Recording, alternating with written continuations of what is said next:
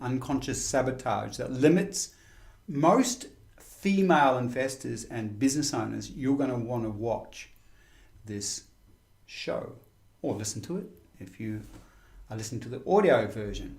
And if you're a male, you want to watch this, you're going to learn a lot about how unconscious beliefs undermine even the most expert investor or business owner.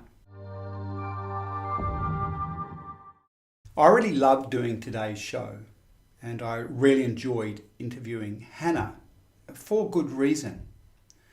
You see, Hannah is an expert investor. She's done very well for herself, but she is capable of far more. In fact, if she really went for it, she would be what we would consider extremely wealthy, and she would be able to fulfill her heartfelt mission of serving and helping others.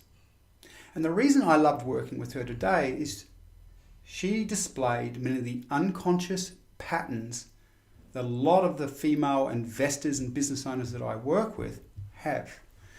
And for the most part, and for most people, these belief systems are unconscious and controlling them outside of their conscious awareness. And the other reason that I love today is it really highlights a fact. You can be the most highly trained business person or investor, but if you don't clean up your unconscious act, so there's no conflicting belief systems with your conscious goals of wealth creation, nothing changes, because the unconscious is way more powerful than the conscious. Sit back, watch or listen and enjoy.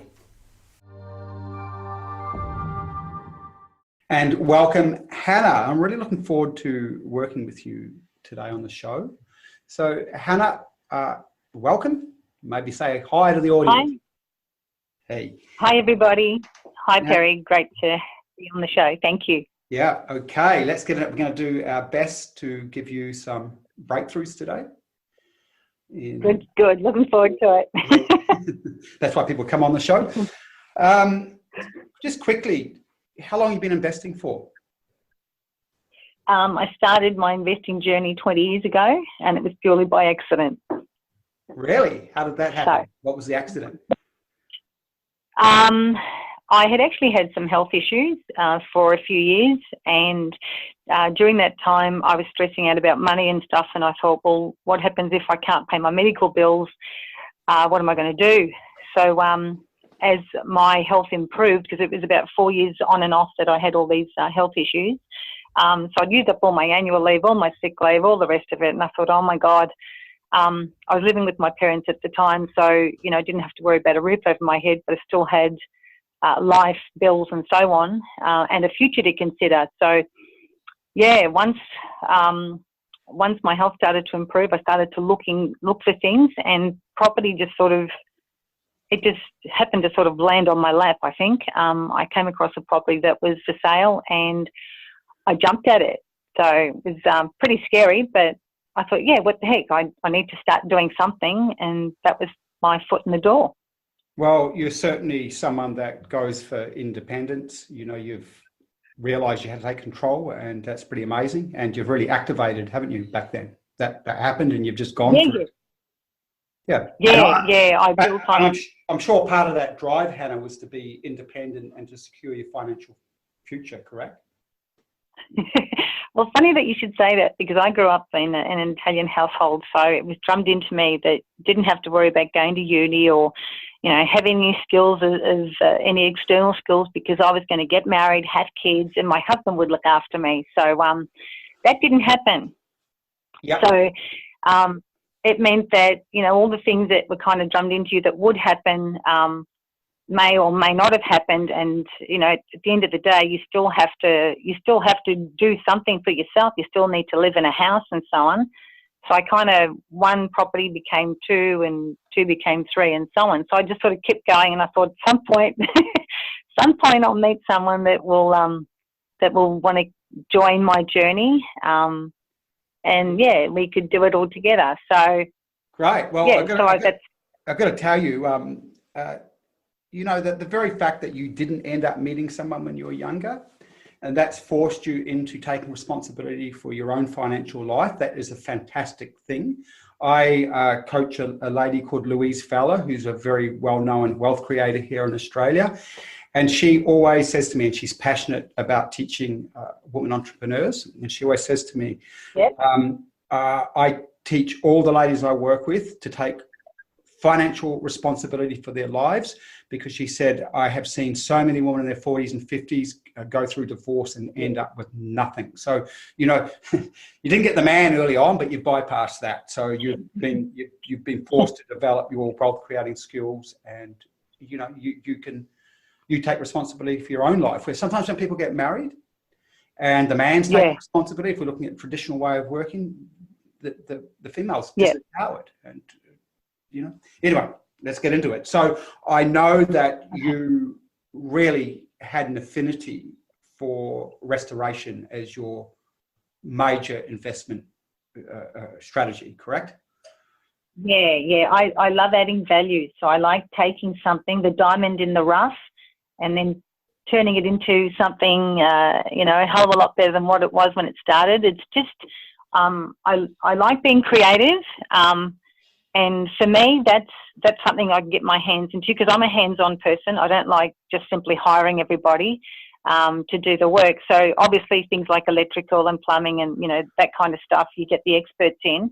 But to the other stuff, the painting and the hammering, the drilling and that kind of stuff. I mean, I've done a few different bits and pieces around the place. I love it. I love even sourcing things and going to renovator auctions. I get really excited. You know how a lot of women get excited over shoes, shoe sales and clothes sales. I get excited over, you know, a sale over pavers or a sale over bricks or wood or something like that. It's just, yeah, I don't know whether it's how everyone has yin and yang, and that's maybe the male side of me that's sort of switching on, but I love it.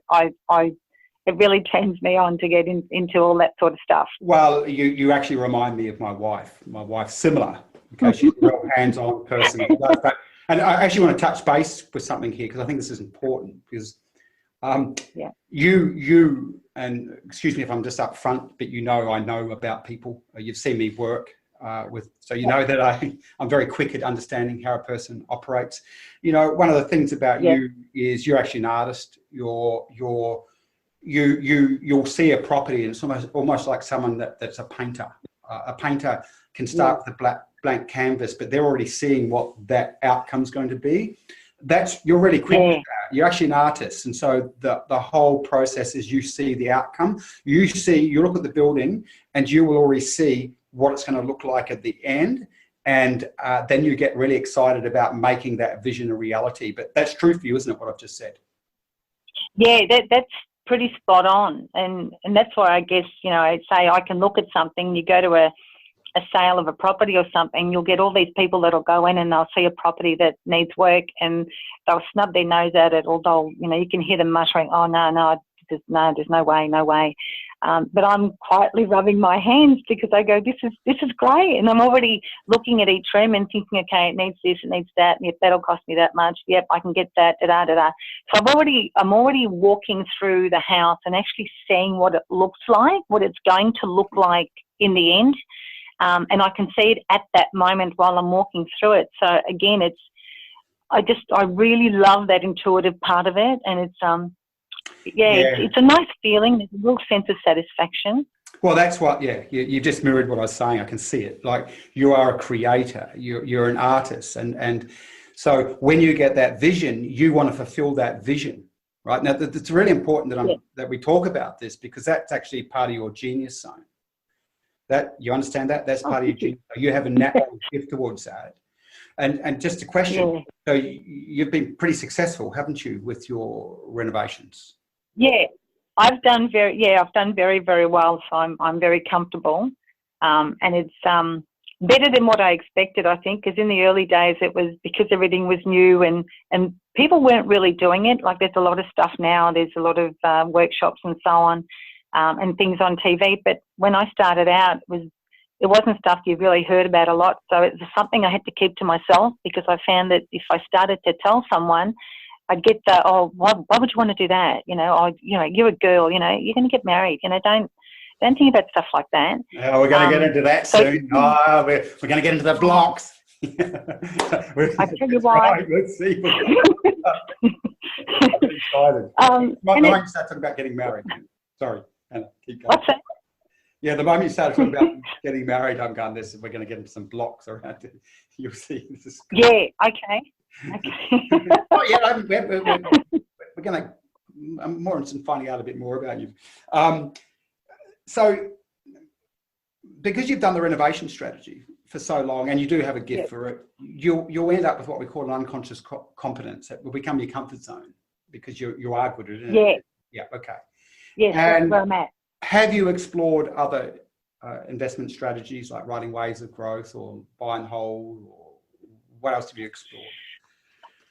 I have, well, I've looked at, I go to a lot of seminars and stuff, and I'm affiliated with a few different groups. So part of it is to keep my foot in the door to make sure that I keep growing. But as I say, I go along to these things, I hear some really great ideas and I think, oh, wow, that's great. Yep. And then I kind of walk off and I think, great, there's a few opportunities for me here and there. And then I get to somewhere along the way and the fear factor kicks in, and then I start backpedaling. Oh, no, maybe not such a great idea. Yeah. Maybe,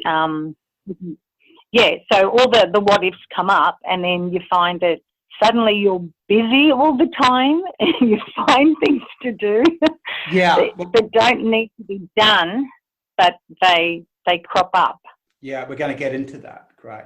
We're about to get into that, right? So this is going to be very interesting. I'm actually looking really forward to working with you around these blocks, because we're going to be working with some archetypal patterns that, many people that are watching and listening to this will identify in themselves. So this is one of the great things about doing the work we're about to do, because no one talks about this. No one understands. There's no coaches that really understand how much unconscious dynamics impact a person's ability to be a successful investor or business owner. But the unconscious patterns need to be surfaced to be seen, and then they need to be transformed. Normal coaches can't do this work. They just don't have the skill set or the ability to do it. So when we do this type of thing together, so many people get breakthroughs and learn from it. And when I say archetypal, you as a female, some of the blocks that we're going to be talking about, other female investors and business owners will have the same blocks, but have no idea that they have the block. So while they listen to this, they start to go, maybe that's what's impacting me. By the way, before we get into it, when did you first see me? Have you seen me live? Have you watched your... It was actually on my birthday. It was 2016, I believe. Yeah. Actually it was 2016. I turned 50. And I chose, it happened that you were doing this workshop on that particular day. And I thought, well, what do I do? What the heck? It'll be my birthday present to myself. Thinking that I'll just sort of sit in the back of the room and take information in. And it actually stirred a lot up in me. It really rattled my cage. It got to the core of like some of the things that were being said on the day were things that I had things were going through my head that I didn't want to verbalize or divulge to anyone. And so it was interesting hearing those things coming out from other people in the room, and me being able to sit in there thinking, oh geez, my God, that's me they're talking about. It's me that I'm hearing them. Their experiences are my experiences. And it kind of frightened me, I think. Yes. Yeah. It would, right? But you got some breakthroughs through that whole process, obviously. Yeah, it helped me get in touch with what was, because I had a lot of things going on at home as well. I had a very ill father that I was looking after. And I guess there was a lot of resentment in all the stuff behind that, because I felt tied to a situation that I felt I had no way out of. And as a result, what what was my oxygen, which was my renovating, Yeah. was suffering. And yeah, so Yeah. that And I also that, get it from that sorry, Hannah, keep going. yeah, so I the more time that passed and the sicker my father became, the more resentful and hurtful I became. Yeah. And I lashed out with everybody. I was not a nice person. I had become this stranger to myself, and anything that I felt passionate about, I was pushing away. Everyone and everything, anything that I enjoyed doing, even on a on a personal level, I'd become very devoid of emotion and very, very stoic, and I didn't like what I was saying. So going to your session, my God, it was like a massive deluge of water to water this plant that was dying, that I thought was dying. So yeah, great, good. yeah. And I know it can be confronting. Oftentimes when we're doing this work, we are called to confront what we have in our unconscious, and so oftentimes what we have in our unconscious is put there because we don't like it. Anyway, let's get into it then. Let's go work with some of these blocks. So thank you for sharing that. Now, let's before we get into this, I'm just going to share something, Yep. not just with you, Hannah, but with the audience. So everyone needs the know-how as an investor or a business owner. We all need knowledge. And Yes. but people get fixated with knowledge. They think that knowledge is the only thing that matters. And so they do investment course after investment course or business training after business training, and they get that knowledge. However, unless we are able to identify patterns of behavior, unconscious belief systems that are controlling our decisions outside of our awareness, because that's what happens. When we've got unconscious beliefs and behaviors in our unconscious, they control our decision-making without us having any conscious awareness of it. And that's just dangerous, right? It's like having an inner enemy that's pulling the strings and downgrading what you can achieve and downgrading your happiness, etc., without you even knowing it.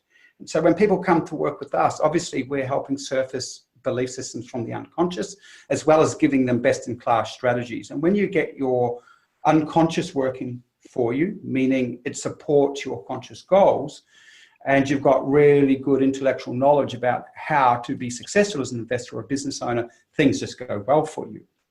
Okay, let's get into this, Hannah. So I know that you're a very capable investor, especially with the renovation strategy. Now, again, so you have been successful with it, haven't you? Yes. Right, yes. right. I've done very, very well. Yeah, you've done very, very well. Now, this is where we're going to go with this. And if you could sort of rate your present effort and energy in regards to maximizing your profit from investing, 100% would mean that, every working hour you were in absolute focus and integrity, really organized, just chasing down the next deal, working, getting those things happening for you, right? So 100% is total focus. Would you be at 50%, 60%, 40%? Where do you think you're at? And just let at the me know. moment, I'm probably at about 40 to 50% at the. Great. Is that, yeah. 40 to 50%. And I know when you applied for the show, you sort of talked. Hello. Yep. Terry, you there? Yep. Go on. Can you repeat that, please? I'm having a little microphone problem. So, okay. Yeah, you're working at 40 to 50%. Yep. Great. Okay. Yeah. And would you say you procrastinate a bit? Yeah, I'm at that period at the moment where I'm finding excuses. Right. Yeah. Do you get busy? And convince myself, doing nothing. I find a lot of things to do that don't need to be done. Yeah, and you were about to say you convince yourself. How do you? Convince myself that they will get done once the planets align. So it's like, once I get this little task out of the way, then something else crops up, and then, what about, no, I need to do this first, and I know I've got to get that done. And so the list of things, and they're all meaningless things, they're not meaningless. They're not important things, but they're things that seem to keep cropping up, that I keep telling myself have to be done before I can tackle the next step. Yeah, Hannah, so what you're doing is your ego is using avoidance tactics, so you don't have to confront something, which I'm going to be able to show you in a second. Okay, but I want to go somewhere else before we get back to that, for good reason, as you'll soon see. I want to just talk about you for a little bit. And one of the things that I do know about you is, again, you're a very creative person and you enjoy creating. Is that correct? Yeah, creating and nurturing. I think nurturing is one of the, because I love children, and I always wanted to have children. Some ways it's like I didn't have kids, so the houses are my kids. Great.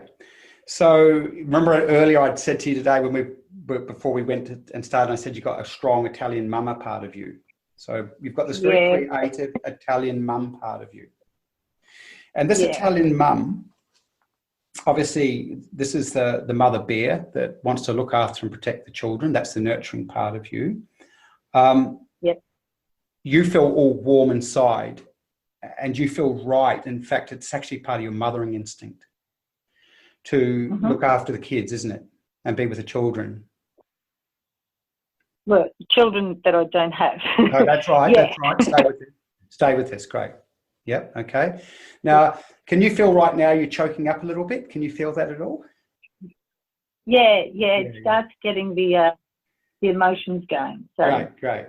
Okay. So just stay with this. Why is nurturing important to you? Why is nurturing important?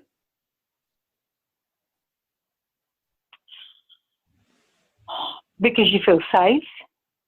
Yep. When you're nurturing others, why is that important to you? There's a reciprocation of that. Correct. And if I can make others feel safe, feel safe. It's part of who I am. Great. Really, really good work, Hannah. Now just stay with this. Can you see that your highest value is love? Yeah. Okay. Does that make sense? Yeah. Your highest value is love. Yes. What? Just so we can be clear here, and people go, what's this got to do with investing? We're all going to see in a second, right? It's got everything to do with investing. So just stay with this. So your highest value is love. Is there anything that's more important to you than love and human connection? No. It's to me, when you feel loved, you feel safe, and when you feel safe, you feel open, and you don't have a sense of vulnerability. And correct. Yeah. Correct. Okay. So just stay with us for a little bit. So when you are with other children, as an example, what do you love giving them? Hugs.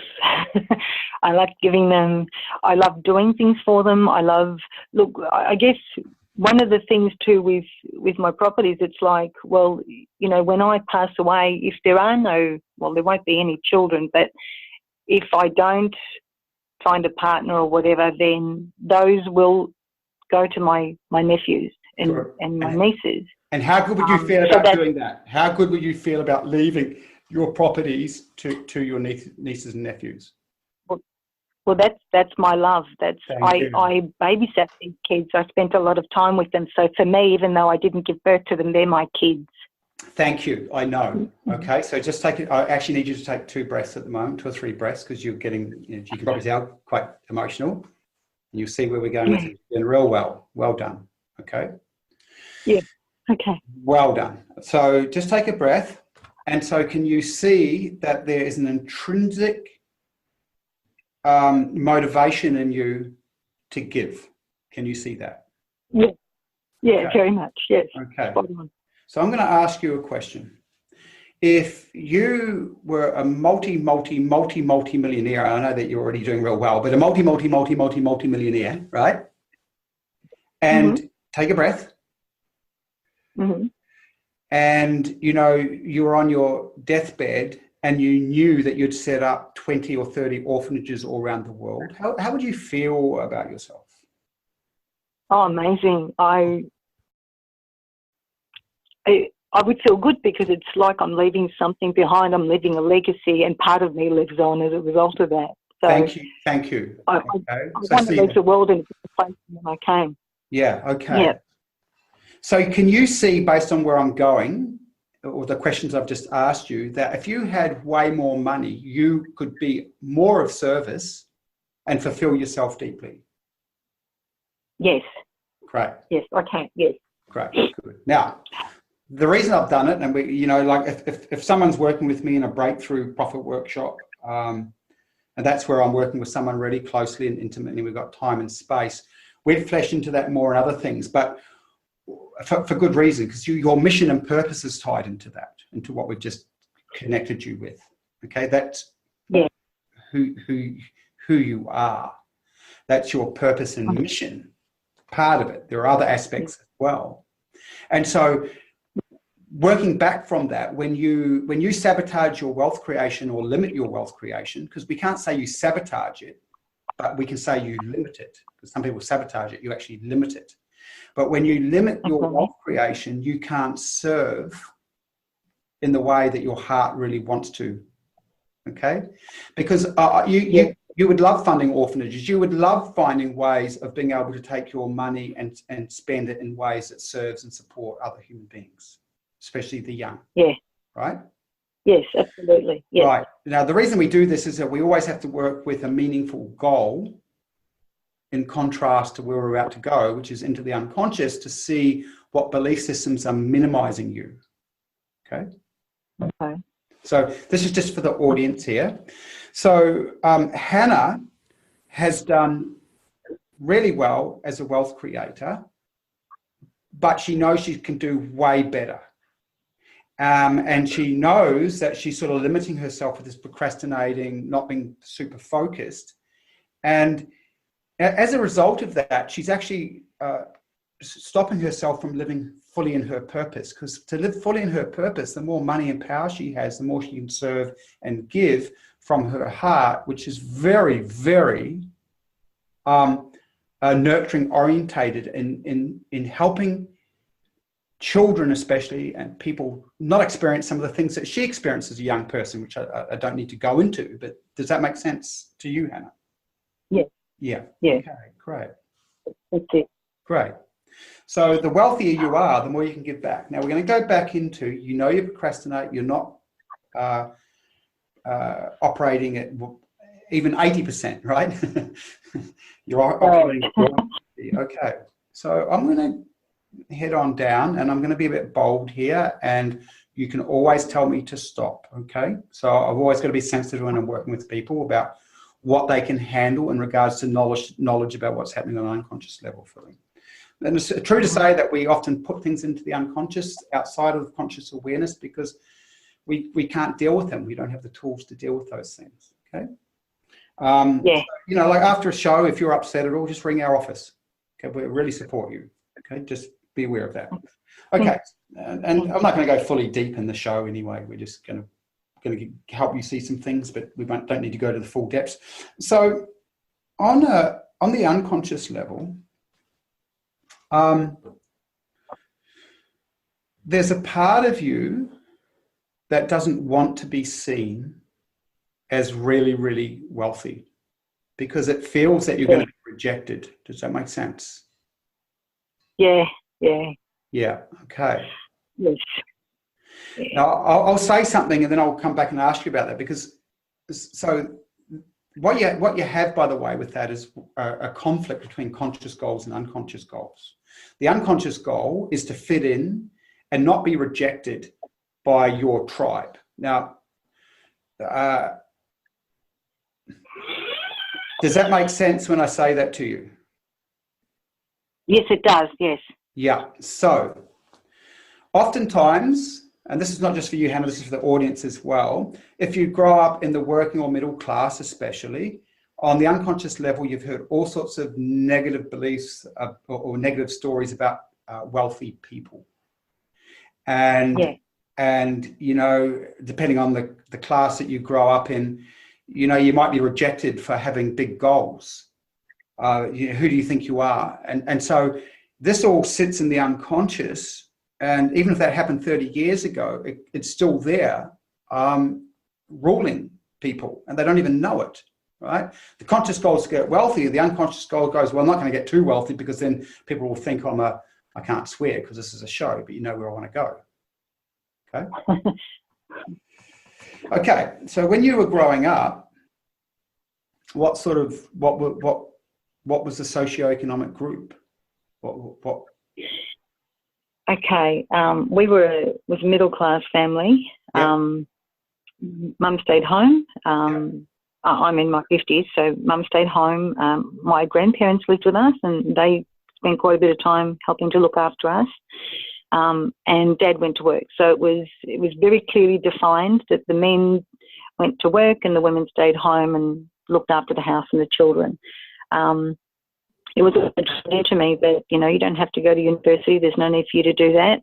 You don't need to be too intelligent or anything because your husband's going to look after you. Your job is to get married, have children, look after them. So, you know, it's a waste of time to go to university. It's a waste of time to, you know, do any of that sort of stuff because your life has been pre-planned, so to speak, which is all well and good if that's what you want, but growing up, I never sat comfortable with the idea of somebody else making a decision for me. I guess maybe I was a bit independent from a young age and didn't really realise it at the time. Great. Hannah, I want to stop you there for a sec because I tapped into something. Okay, take a breath if you wouldn't mind. One breath. Okay, yeah. So now I'll say this and then I'm going to work you back because if I'm working with someone, I usually work with them so that they can see it. Because that's best, but this is a show, so I've got to be quick. Okay. On the unconscious level, there's unconscious messaging that you won't get a man if you're really powerful. You won't get a partner if you're really, really powerful. Now, I'm going to ask you, so now I'll play with this first of all, and then I'll come back and ask you. Now, so just bear with me because I have to sort of slow down a bit to do what I'm about to do. On the almost like on an archetypal level, and this is probably also part of Italian culture, there were all rules about who you had to be as a female to get a man. Yeah. Yes. Okay? And yeah. Oh, by the way, yeah. So I'll stop now. You're going to know you're with me because sometimes I'm explaining people and people don't know themselves really well, so they can't connect with it. Okay, I can tell. So, what are the rules in your culture about what a woman has to be to get a man? Well, for starters, you have to be. Well, you generally have to do as you're told. You know, or follow because the guy's supposedly the smarter one. So we're right on it now, right? So that's the one with you know, the smarter one and funny and you know, with all the ideas and stuff. You know, the ideas don't come from you because you're a girl and your area is supposed to be the children and the house, not building and so forth, which is predominantly, you know, a male field. I mean, my father was a builder, go figure. I wanted to be a carpenter when I was a little bit older, like in my late teens, and my dad said, there's no way in hell, you're a girl, go, you know, no daughter of mine's going to be doing that. Yeah. And that, Hannah, it's all there. Yeah. And everything you're saying right now It's everything that the unconscious issues are undermining you as an investor are right there, right now. Okay, right. I'm going to show you something. Yeah. How much would you like Okay. a good man how much would you like to be with a good man? Oh, very much so. Yeah, right. One that doesn't feel threatened. One that doesn't what? Doesn't feel threatened. Yeah, well, yeah, right, You know? right. Yeah, now even that, they're going to feel threatened. Now take a breath, take a breath. Now this is really important. So this is just for the audience. Hannah, you hang and just rest with that. You'll be processing at the moment. So what Hannah's displaying right now is this, that, you know, you've heard about her conscious desires to build a great deal of wealth. You understand that she has a mission that if she built a lot of wealth, she would use that to serve.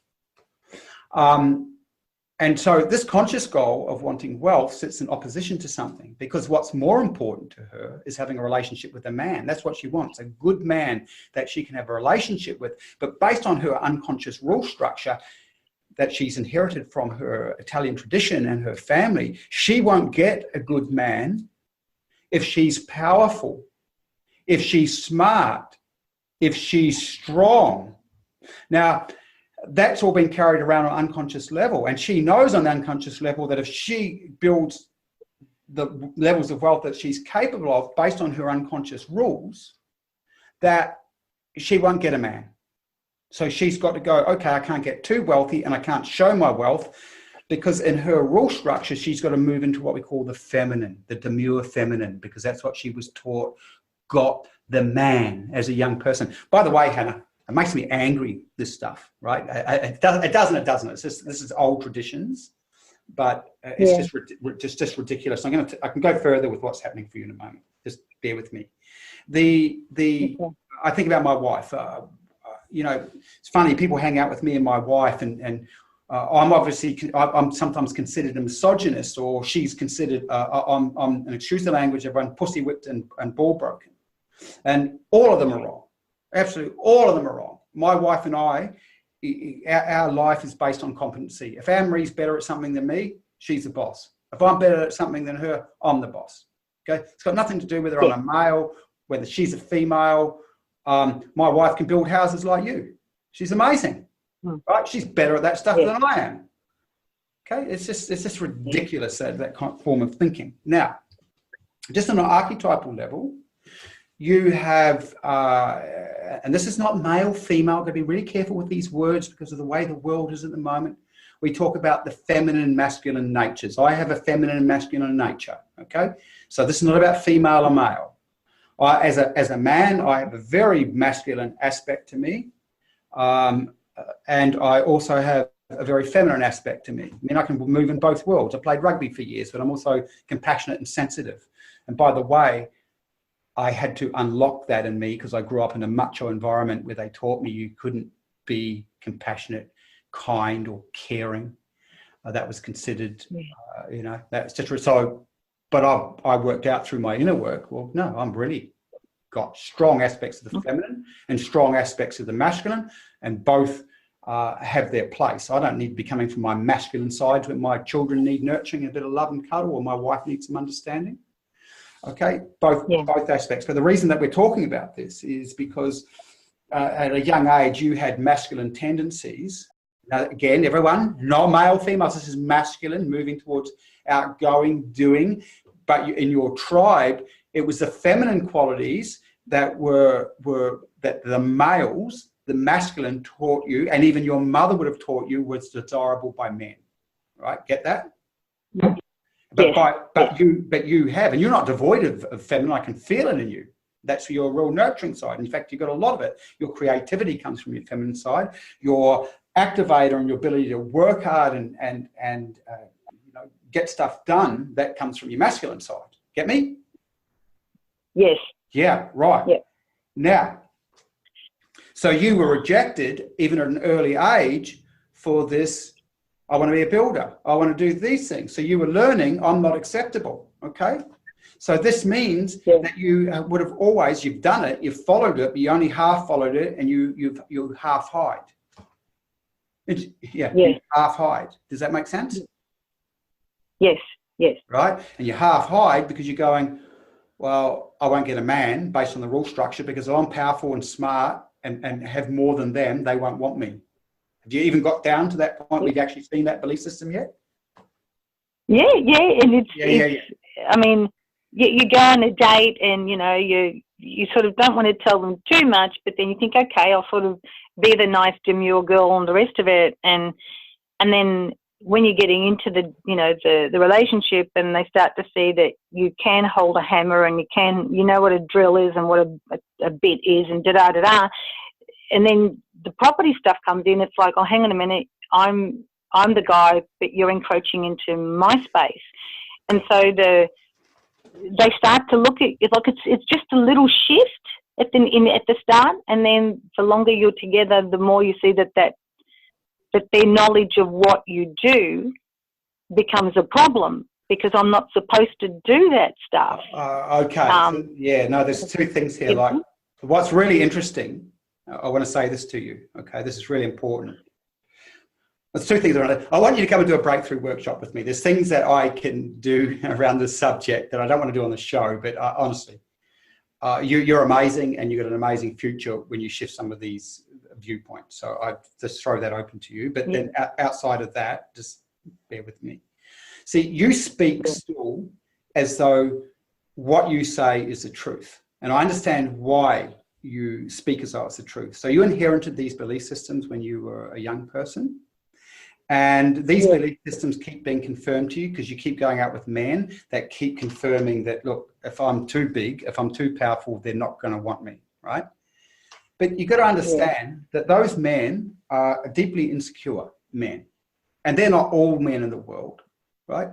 There are many men who have no issue or challenge going out with a powerful, strong woman. And in fact, are more attracted to that than the demure, old-fashioned concept of a woman, okay? But regardless, doesn't matter, the rule systems that you were brought up with are still ruling you. You believe them to be true. As an example, if you and I went out, I'd have no challenge or issue, not even the slightest little bit of challenge or issue with your power and your abilities to invest, okay? None.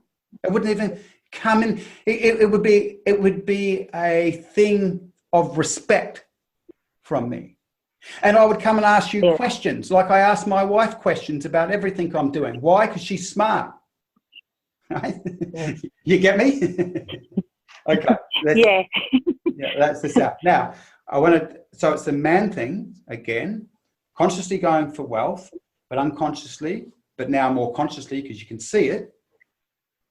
Well, if I'm wealthy, I'm not going to get loved, and my highest value is to get loved and have a good relationship. So you, in your unconscious, you believe you can't have both. Okay, or you can. Yeah. Right.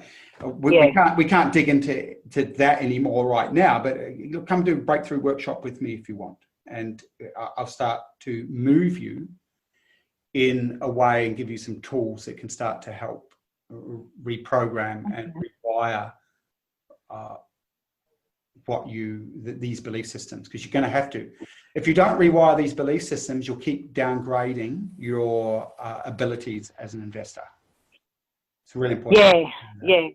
Okay. I just want to go to a global one as well. So it's about the man, but it's even more than that.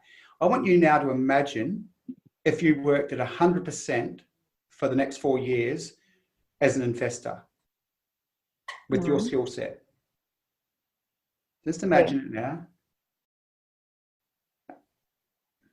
How wealthy could you get? You don't need to give figures, but how wealthy could you get in the next 4 or 5 years? If you geez, I would be, unfathomable. Thank you. Okay. It would be, would it get you on the way to being able to start to really support some orphanages and do the things that we talked about that are in your mission line? Oh, yeah, definitely. Okay, yeah, great. Absolutely. Right, just remember that. Okay. So imagine creating all that wealth. And I want you now to think about the people in your neighborhood and your family and friends. Would you be worried about them knowing how much wealth you had? Would you be worried about how they viewed you?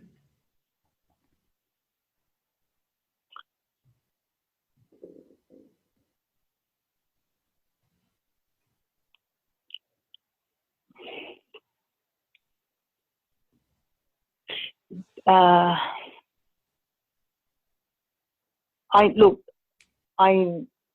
know that one of the realities that I've had to face over the years has been that some people I've had to push out of my circle. Yes, I could feel it. That's right. Keep going. Yeah. So, and that's been a real challenge, because I think in the early days it was that these people are my friends, or these people are, family or whatever, and they're the people you're supposed to have around you as your support network. But they were the contrary. They were the complete opposite. Yeah. Now, and guess why? Guess why? Sorry to cut you off. They were holding me back. They were feeding the negative stuff. But there's a reason. So this is a similar belief system. Hannah, what happens for you is, because you are good at what you're good at, what happens is that people with a lot of low self-esteem or low self-worth, they want to pull you down, because the better you do, the more uncomfortable you make them feel. See, I'll explain this. Actually, this is good for the audience as well. Typically, when you are around the working class and in the middle class, I'll start with the working class. When you're around the working class, if you've got a big goal and a dream, what the working class do is they always have excuses for why they can't go for their dreams. This is really important. They always rationalize excuses for why they can't go for their dreams. And that you'll also see they hate people that are doing well. And they blame people that are doing well for their financial situation. Okay? Yeah. So I was away surfing. I don't know if you know this, Hannah, but I've surfed all over the world. And I go to Indo a lot, and I'm over there with some mates of mine in the working class crew. And one of them is always going on about, what they've done to Australia, and they are the rich and the politicians. So they've ruined it. Them. That's normal. So when you're leaving and you're doing well, all their excuses no longer stand true, but they can't handle that. So they hate you and want to pull you back, because that keeps their excuses in place. Okay. Does that make sense? Yes, correct. And then the middle class do the same thing. Well, to a lesser extent, but the middle class do it as well. So you're trying to leave the middle class, and then you're making people feel uncomfortable, and you're triggering their low self-worth, but they can't deal with that, so they make you the scapegoat, and they want you to fail, and that's what I'll be talking about you. Okay, you want to get to a point that there's a class of person who has done well. Basically, the mindset of the working class and the middle class stop people from doing well. Not everyone, but unless you address those mindsets, it's going to stop you from doing well. So certain people have done well, and they could have come from the working class, the middle class, or the professional class, which is lawyers and doctors, or the entrepreneurial class. No matter where they've come from, and they reach a certain point of wealth, and they're okay about who they are, they want you to do well. Because they've gone past the game of playing of better than or worse than. So they're happy to see their friends do well. Okay, does that make sense? Yeah. And they're the people I hang out with. They're the only people I hang out with. It's like all the rest of this is boring to me. But anyway, let's stay with this. So again, on the unconscious level, you've got this belief that, geez, if I get too big and powerful, some people in my tribe are not going to like me, and I'm going to have to leave them, or they're going to have to leave me. And again, because your highest value is love and connection, that's the last thing you want. Yeah. Right? So again, you get me? It's all, everything you're saying is exactly, it's like putting words in my mouth. It's exactly what's been going through my head. Correct. Okay. Yeah. Now, this is important, and this is just, I'm going to be addressing you and the audience here. This is important. So everyone here can hear this, that Hannah is a smart, very smart, got gusto, and a very talented person, and has, she's proven that time after time again. You can even tell when you talk to her. And she could use those skills to go out and build massive wealth and be in service based on her purpose, which is about serving and nurturing others, support orphanages and those types of things, and die a happy woman. But on the unconscious, these messages, and they're not so unconscious because now she's connecting to them, which means she's bringing them. When we do this work that's coming from the unconscious, you're now having greater and greater conscious awareness of them. These stories that were developed in the first 5, 10 years, 15 years of life are still controlling her. And while those stories still control her, they're more powerful than any other aspect of her consciousness. So they will keep stopping her going to the highest levels of her purpose and of her wealth creation abilities until they are resolved and worked on. And they must be transformed. Can you see that, Hannah? Can you see that they must be transformed? Yeah. It's or you don't go anywhere. Well, because the self-talk, I mean, it's the one person I can't get away from. Like, I can shut everybody else out, but that one little voice in my head, I'm constantly with. And I've found at various times, not so much now, but I've found that, especially when I was at my real low points, that little voice in my head, I'd be going to sleep and that little voice was still telling me in my head, you're not good enough, you should be doing more, you should be working harder, you should be doing this. And it was like, what the hell? So I'd go to sleep with that message in my head, and then I'd wake up with the same message still going on. It was like a constant recording on a loop telling me that I hadn't done the right things. I hadn't ticked off the boxes, and the self-worth and everything else. Yeah, well, that's why, our when you talk about like on a loop, that's what our patterns do. They're just on loops. They often, you can't be hard on yourself because they were locked in there. Like if your primary value is love, and then you're told it as a young person that to be loved you should only be this and you can't be that, then that's a pretty big setup for living your life trying to conform to that. And you can see, even though it's not the case anymore, and I'll show you this. Do you know any lady that has created a lot of wealth who also has a good relationship? Do you know that? Do you have an example of that? Of someone that I know? Yeah. Well, I know of some women in industry, but they were already, they started with their partner together. So quite a lot of them started. Yeah, great. So there was no, they had the equalizer there. There was no one had more than the other when they began. So that's in my circle anyway. Yeah, great. So it's really interesting. So just see that you have these belief systems that were sown in there at birth. You can see that the negative impact that they have on your psyche and as an investor, how they downgrade your investment motivation and abilities. And you have that mirrored back to you with the tribe that you're around. Well, I'm just going to share this with you. There's millions of people on this planet who aren't even interested or don't even come close to thinking like the people that you're describing. There are many men that couldn't care less about your wealth, and if you built your wealth on your own, they just love you for who you are and respect you, and it doesn't impact their sense of self-value that you're doing really well. There's heaps of people like that. But regardless, I can say that to you, but based on your rules, that's not a possibility. So this is what I'm going to share with you. All your rules are lies. You don't know it. You live by those rules as though they're truths. They're only truths in certain social circumstances or certain tribes. They're lies in other tribes. People I know don't act like that. I do. People I hang out with now don't act like that. People from my past would have acted like that. Okay, does that make sense? So regardless of what the truth is, your mind keeps telling you this is a truth, this is a truth, this is a truth, this is a truth, this is a truth, when it's not. And therefore you believe your own mind.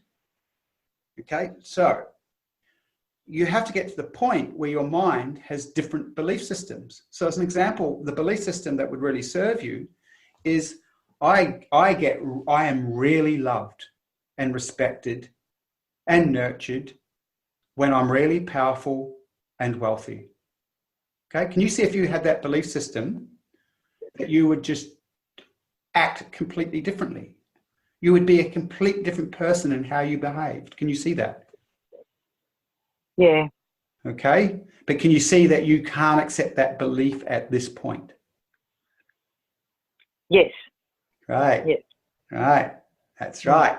And you could accept it maybe up Yes. here, but your unconscious won't. So this is where you have to start to work into reprogramming the unconscious. Okay. And we're not going into that now. We will talk about reprogramming the unconscious in these shows, but it's a big subject, and reprogramming takes time, effort, and energy, even though the marketers will tell you you can do it in 2 days. Most of them are bullshit liars who know very little about the human psyche, and it's an easy way of making money rather than really supporting and working with people. Hannah, I really loved working with you today, and I hope that gave you some or surfaced more insight for you. And I do hold that open to you, that if you want to come and work with me further, come and do a breakthrough workshop with me, and if you want to look at reprogramming, we'll have a discussion around that, because I would love to support you into your mission and purpose. Thank you, Hannah. Thank you very much, Gary. Share it with your friends.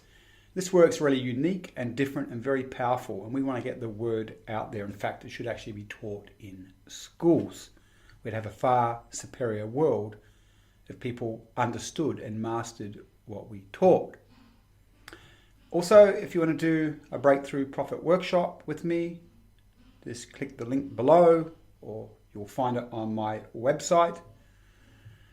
And I will be working closely with you to identify how you limit or undermine investing and business success. Also give you best-in-class strategies. And join me in my community for investors and business owners in our private Facebook group. And you'll find a link to that below or via the website. See you next time. Bye.